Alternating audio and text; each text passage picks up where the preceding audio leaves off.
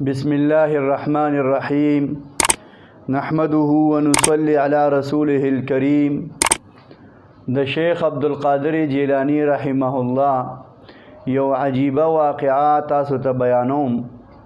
شیطان چونکه زمون ازلی دشمن دی، د آدم علیه السلام نواله تر قیامت پورې انسانیت داغنا خلاص ندی او نه به خلاص شي. کوشش بدا کوي د الله سره دا خبره کړې ده چې زه به د آدم اولاد ټول ځان سره دوزخ ته بوزم.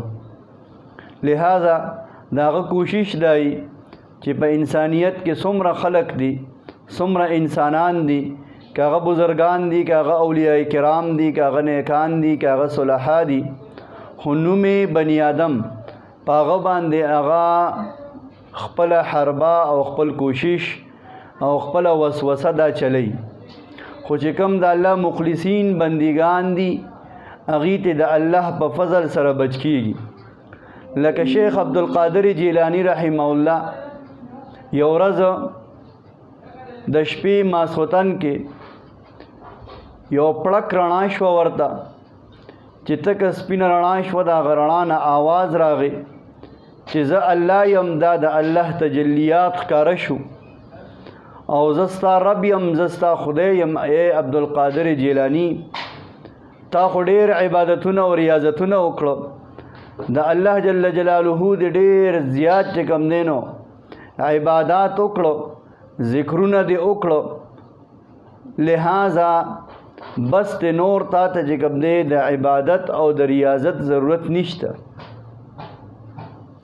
شیخ عبدالقادر جیلانی رحمه الله حیران شو، فوراً سوچ کئی کہ قرآن کے خو اللہ فرمائی حتی یأتیک الیقین، تر مرگ پورے بد اللہ عبادت او دا اللہ بندگی دا کے.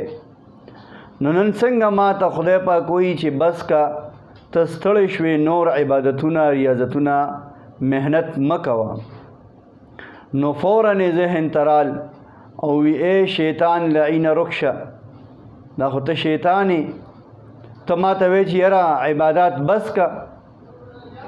نو شیطان بله حربه استعمالی، په حب جاه، په عجب او تکبر کې ګیری.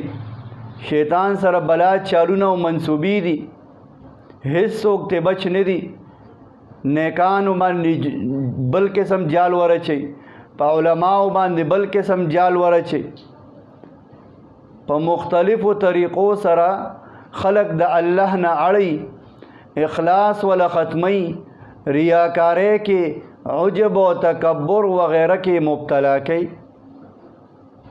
نو شیطان بل جال رو ویشته، ویر عبدالقادر جیلانی الله دل ډیر غټ علم در کړی دی، ډیر غټ ولایت درته حاصل دی، په خپل ولایت او په علم رانه بچ شوې کنی نو ما ګیر کړی وی.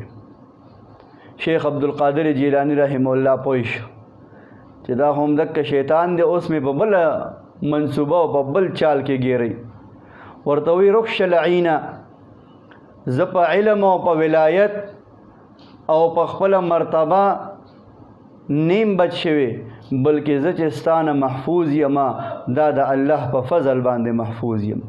دا د خدای خصوصي فضل په ما باندې چې زه ستا د چالونو نه او ستا د منصوبونه محفوظ یما.